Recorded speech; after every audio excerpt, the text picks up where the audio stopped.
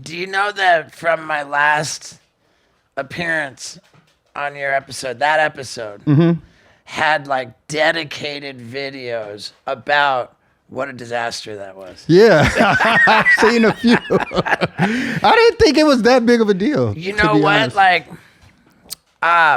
there were multiple things about it that qualified it as a disaster. There was just such outrage that you had said something about sobriety, and like when you're on stage, and I was like, "Oh, what do you do on stage?" And people were so furious that I didn't know about your rap career. I mean, I wouldn't expect you to. I don't take you as I'm not like a super like popular like commercial rapper. I'm more of like a alternative, underground kind of guy. So you have to be like a really rap nerd to even know who I am. Well, what I take from that is kudos to you for having such a passionate, like a passionate. I mean, I'm passionate about the music. Well, so, of course. Yeah, that's how that happens. Of course. In my view, I've never heard of like somebody doing a press run, like really hunkering down to do a lot of research about who's going to interview them. Yeah. No, I totally get that. I'm inclined to agree with you that that it wasn't that big of a deal, but man, the ferociousness, the ferociousness of the backlash that I felt, and man, that's. I'm a sensitive guy, so when people get really upset with me, it affects me. Oh, I'm sorry about that. It affects me a lot. The other piece to it that was disastrous and for which I genuinely just feel like an absolute douche is the way that I spoke disparagingly of video games. Oh yeah, they were pissed about that one. Yeah, right. And now, I just don't even have a defense for that, I do. I think, man, when you're doing a lot of you were doing a lot of press for your special you just put out, and as a person been a person that has done a lot of fucking press and waking up early in the morning, doing all that shit. Sometimes you're not up for it. You're not the best. Oh my God! And I had to, that was a lesson learned for me too, to be like, oh, I've been a dick to people that interviewed me before. I've been that asshole before. So I felt like it was karma. In some sense. I mean, dude, I don't know. That whole position on video games, I've so utterly abandoned it. Why? I mean, I could totally get where you were coming from. It just was worded wrong. I did. The way I handled that was so poor. It was just so awful. But I've also completely abandoned that philosophy. What it was rooted in. My initial beliefs were that I always thought video games, to get good at them, like anything else, it takes a lot of time, a lot of effort, like real work, real work.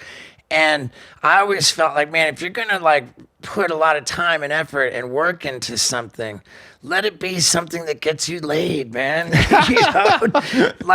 Let it be something that, and I just never viewed, I mean, sure, of course, there are people that play video games professionally and and all that, and power to them. I took the position that the people should really put time and effort into something that's gonna benefit them. Yeah. And man, I just let that run. I was my position. I ran with it, and then now, looking back on it, it's like, who the fuck am I to criticize how somebody wants to enjoy their free time, how somebody wants to relax, unwind, be entertained? Who am I to criticize somebody's choices in that? And for that matter, how much time do I waste watching YouTube videos about murder? Yeah, because it's literally the same thing. Same thing. Because me personally, some of the games I do play are long as fuck. They are 100-hour games, but I might take a year to beat it. And I play it, when I'm in the airport or when I'm on the road in a hotel room and stuff like that. But it's almost like if I had a book, because I'm just playing this game to learn about the story. It's just a story in this game that's keeping me drawn to know what's going to fucking happen. So that's all it really is. I wouldn't expect you to know this, but since then, since I saw you last, I've done, I don't know, a number, like a good number of interviews in the video game space to acknowledge what a shithead I was, you know, to like just profusely apologize for being such a douche in the things that I've said about video games, and that was healing for me. Oh, you know, that was healing for me, and you know, to the extent that I was just a disrespectful dick, it's an honor to be back. I'm really glad. No, because I was really excited to talk to you the first time because you know, I just started, you know, with sobriety and shit. So I was like, you the one person that I knew that I felt like I can have a connection with and that shit. So it really that did bum me out. I fucking blew it. But I was like, you know, everything happened for a reason. You know, it ain't no big deal with me. Dude. I didn't, you know, like have any fucking like, you know, grudge or nothing like that. But well, you know, I'm glad a lot of people had a grudge on your behalf, and you know, power to them, like as well, man. It's all good, dude. Like that's a fan base that really fiercely defends you, feels passionate about you. That is impressive, man. You should. I mean, yeah, it's been 10 years growing strong, building these motherfuckers. So I'm happy they still around. And man, it breaks my heart that you know, that here you are excited to connect with me on you know, this level related to sobriety, and I just sat there and took a shit on it. It's really hard to kind of find somebody that kind of can understand. Yeah. In that sense, I mean, what I mean, like I just can't go to meetings and shit like that. I did, and then people take a picture with me after, and then, you know, and then it get to the point where you get that paranoia of not really wanting to share in the meetings because you're sitting there and you're like, I wonder, do this motherfucker know me, or do this motherfucker know me? So I was like, the only way I could really connect and have that, it's somebody that can understand what I'm going through in that sense. So talking to like other, you know, people that's in like the entertainment world that have gotten sober, that's like a, you know, I just kind of like a friend group for me to want to connect with on that. I mean, I started smoking weed again now, so it's over. You know, your audience will be happy to know that